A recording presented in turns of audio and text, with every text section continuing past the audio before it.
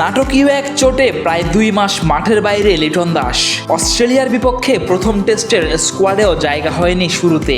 দলও তাকে ছাড়াই উড়াল দেয় অস্ট্রেলিয়ার উদ্দেশ্যে, কিন্তু একদিন পরই তাকে যুক্ত করা হলো স্কোয়াডে। আলাদা করে রওনা দিচ্ছেন রবিবারে।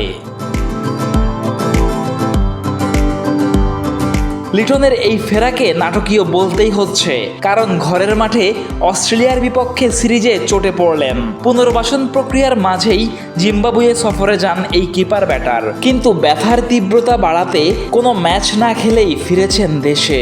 এরপর সিঙ্গাপুরে উড়াল দিতে হয় চিকিৎসার জন্য। তাতে চোট সারতে সারতে অস্ট্রেলিয়া সিরিজের প্রথম টেস্ট মিস হওয়ার কথা ছিল। সেভাবেই দল ঘোষণা করে নির্বাচকরা, কিন্তু এক সপ্তাহের কম সময়েই অবিশ্বাস্যভাবে ফিরে এলেন লিটন। আর তাই দল অস্ট্রেলিয়া চলে গেলেও একদিন পর উড়াল দিচ্ছেন লিটনও। পুনর্বাসন প্রক্রিয়ার বাকিটা সারবেন অজিদের মাটিতেই।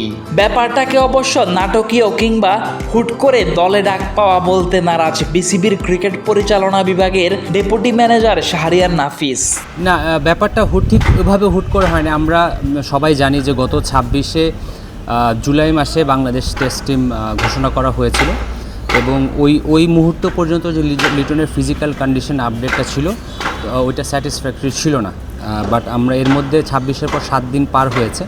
গত 7 দিনে ওভারঅল লিটনের রিহ্যাবিলিটেশন যে প্রসেসটা হয়েছে এটা has been very satisfactory.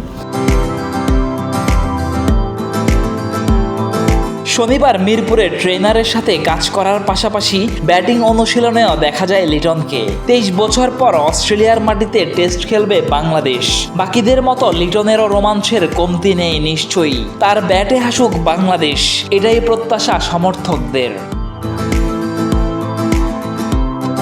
Nazmul Tarek, daily cricket.